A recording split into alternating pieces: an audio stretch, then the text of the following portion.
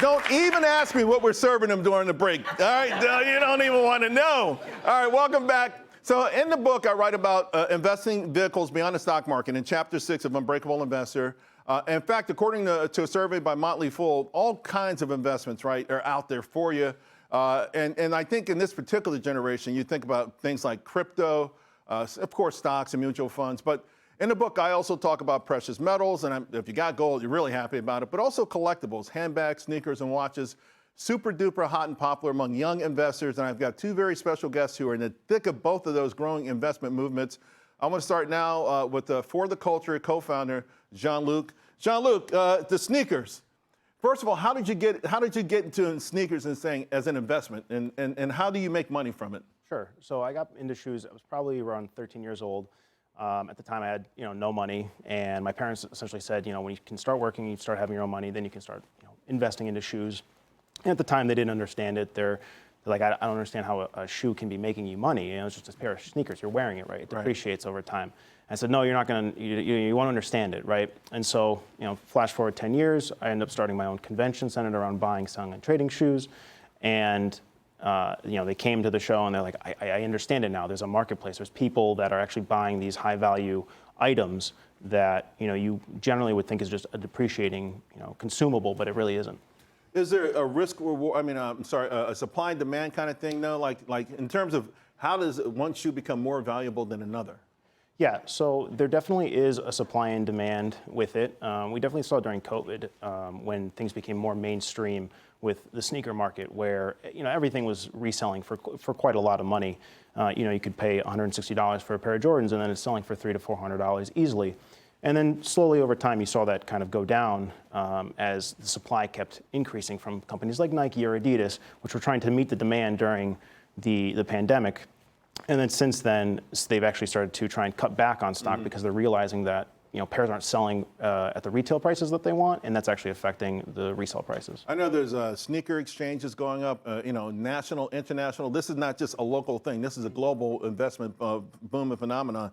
So someone in the audience, if they were saying, okay, I want to get started, how would they get started? Like, is there a particular shoe, sneaker, company, or something that, okay, this is a great one to start with? Yeah, I would definitely say that, in terms of, outlets to kind of look for in terms of finding information on what's hot and what's not, definitely companies like StockX, Go, eBay that have real-time data that people can actually see what's selling and what's not. Also social media, as well as going to conventions like mine, where you can actually go at a low cost or no cost in some cases to experience what exactly this market is and kind of understand what the trends are within it. Right. Jean-Luc, congratulations, man. Good stuff. Thank you so much. You turned a childhood dream into reality. Good stuff. All right, let's switch to watches. Ben Cook is with us. I'm a watch guy. Got on one of my favorites here. This is called the Freak. I showed Ben, he almost fainted. No. It's not, I love it. I do love it, yeah. So this is so hot. I mean, I saw my son in high school, and he was in 12th grade, him and his friends. I did not believe that they were into watches as much as they were. What's going on with this? So for me, at least, it started in 2020 during COVID, and a lot of the resale prices went crazy, especially on things like Rolex, which I'm assuming and a lot of people realize. And then all of a sudden now, like, the prices have kind of come down, but people have been viewing them as investments, especially since Paul Newman's Daytona sold for a couple $1 million. And now people are looking at a watch, like me, when I was buying a $1,000 watch. If I buy it, is it going to lose $500 in value? And they're really concerned. And you've got these watches here that you brought with you. You consider these investments, and they're all under $5,000. 4 of them are under $5,000. 4 of them are under $5,000. I don't necessarily view watches as investments, but almost store value, which you could be an investment, like when you're buying so it. So you enjoy it, and then if you need to get rid of it, you don't take a hit. You can get some money back. Right. Exactly. Right. Exactly, yeah. So what's the most popular right now? Most popular right now, I think, at that under $5,000 price segment would be Tudor. Tudor has been great. They're actually the sister brand to Rolex, which a lot of people don't realize, and they're like half the price of a Rolex. So this is the Tudor Black Bay Monochrome. It came out last year, and it's about $5,000, where a Tudor or a Rolex Submariner would be $10,000. Right. And then you can even look at it from the investment point of view, even though I don't look at them like that. This is a Tudor Submariner from 1974, pretty much like the precursor to this. This sold for $300 in 1974. It's now worth about $15,000. So that was an investment? Not for me. I just bought it, but yeah. You don't plan on losing money, though. No, exactly. This is a beauty right here. What's this? Yeah, so this is the Christopher Ward Bel Canto, and this brand's very, very cool because what they've done is actually making a chiming watch. This watch chimes on the hour every hour. Normally when you see a watch like that, if you're a watch guy, you're spending $20, $30, $40, $100,000 on something like that. This is for $4,200. So they're able to do it at a fraction of the price, making it very attractive to an investor. Like, hey, I got something like this for not too much So, I money. mean, recently watches have pulled back. There's a couple of watch indexes out there. I watch closely. Yep. I'm like you. I don't necessarily think I don't buy my watches to make money per se. Right. But I do think a few of them have increased in value. I think the Freak, because it's limited edition, has. Totally. But the key is like with art itself, right? You just, first and foremost, you should love what you buy. 100%. Yep. That's the best part about watches. When I tell people when they're getting into it, it's a kind of a scary thing to get into. You buy what you like at the end of the day. Don't listen to what anybody else says. If you like it, you buy it. You like the Freak, you bought it. Right. And you've been loving it. Good stuff. Yeah.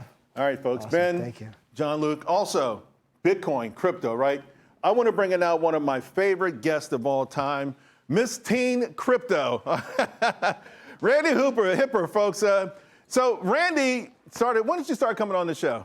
When I was around 17 or 18 years old, it was around 2020, and I thank you every day for it, Charles. Yeah, so I don't know, Randi, again, I saw her somewhere and like, crypto. I'm like, oh, look at this teenage girl talking about crypto. She was right? In fact, take a look at this. This is a performance of major assets going back to 2013. Number one, Bitcoin. I mean, it's just amazing. And then there's other crypto assets also. And, you know, this is a major part of investing. And now, of course, Wall Street's getting on the bandwagon, $4.2 billion. I don't even know what this number is, but it looks like it would be like 40 billion in just a few years. And finally, you know, the scarcity of Bitcoin. As years go on and there's less of it, it becomes scarcer and scarcer. But this is what, Randi, you were telling me this, though, like 5 years ago. Talk to us a little bit about your journey. Well, I first discovered Bitcoin when I was 2013 and 2016, thanks to my father, and I thought he was crazy. What is this magic internet money? But then by the time I was 16 and in 2019, I said to myself, let's do a transaction. And I realized it's so simple, just a QR code, you scan it or copy and paste a username like we do on PayPal and Venmo every day. And that's it. We could just transact with anyone, anywhere in the world without censorship, without permission. And I looked at my bank account, Charles, and I said, I have a few $100, but it depreciates in value and I earn no interest. Why not put that in Bitcoin? By April 2020, I was 17 and I started my handle, Miss Teen Crypto, started posting and then met people like you. And now I'm here at 22 years old and more grateful than ever. I'm here to educate. More people obviously getting involved. Wall Street's getting involved. Now, I'm kind of a little skeptical at Wall Street because Wall Street hated Bitcoin. And now it loves Bitcoin. And anytime Wall Street loves something, I get nervous. I'm just saying, you know. How do you feel about these major funds and these huge folks getting involved? Is it a stamp of approval or, because this is supposed to be sort of not a renegade currency, but sort of an anti-establishment thing? Well, this is a revolution, Charles, that Wall Street knows if they don't get in now, then they might miss out. And you were talking about the time machine before. We don't need to go back in time. We're here in the present, and we're still very early with Bitcoin. And it's a permissionless space, so who are we to give permission to anybody? Although Bitcoin is extremely volatile, right? I mean, listen, if it hit 100, no, well, this is not an opinion, it's a fact. If something goes to 100,000 and then it goes to 80,000, that scares the average person. Well, so what do you sell to them? I mean, it's easy to say, don't be afraid. But, you know, we know that that's part of it.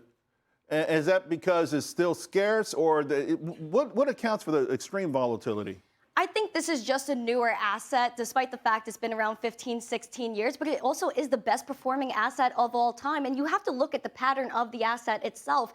You know, when Bitcoin pulls back, it could pull back 75, 80%, but the pattern is that it always goes back up and surpasses previous all-time highs. When are we looking now? So I know I talked to the scarcity thing here. At some point, there won't be any more Bitcoin to be mined. Do you have a target in your head? You know, I've heard people say 1 million. I think I saw Michael Saylor saying he's going to be buying Bitcoin at 1 million. He'll still be a buyer at 1 million, suggesting that he thinks the price is going to go a lot higher. Do you? I agree with that 100%. I think $1 million Bitcoin is inevitable, and it's just the fact that this is a finite asset. It can't just be printed to oblivion. What are some of the other crypto? Because you're crypto teen girl. All right, are you going to keep that handle? Well, I'm Randi She's going to be like now. 80 years old. I'm still a crypto teen girl. Get out there and get you. But I didn't know it'd be like 10 million a handle, right? Yeah, you know, I do believe in other decentralized cryptocurrencies and especially proof of work like Bitcoin. So I'm very much a fan of things like Litecoin that are very similar to Bitcoin. It has 4 times the supply. So Bitcoin will have 21 million, Litecoin will have 84. It's also cheaper and faster than Bitcoin and a lot more liquid in the fact that people are using it to transact little amounts or large amounts. So $5, $1 million, it's a penny or less in fees. I think about sound money. Let's get a quick question from the audience. I think Alexa has a question. Hi. Hi. What's the most important thing that Gen Z should know before following investment trends? I think the most important thing is to do your own research and make sure that you understand what we're a part of, that this is a digital age and money is going digital. So that's why I'm a huge fan of Bitcoin and crypto, because we're also breaking a generational wheel of centralized entities determining our value and storing our money, where now we could be our own bank and take that power in our own hands. And that's for anyone. We just flashed the screen up. Can we put that back up again for the audience? So a few years ago, a major firm put out some of the future technologies, right? Future trends, if you will.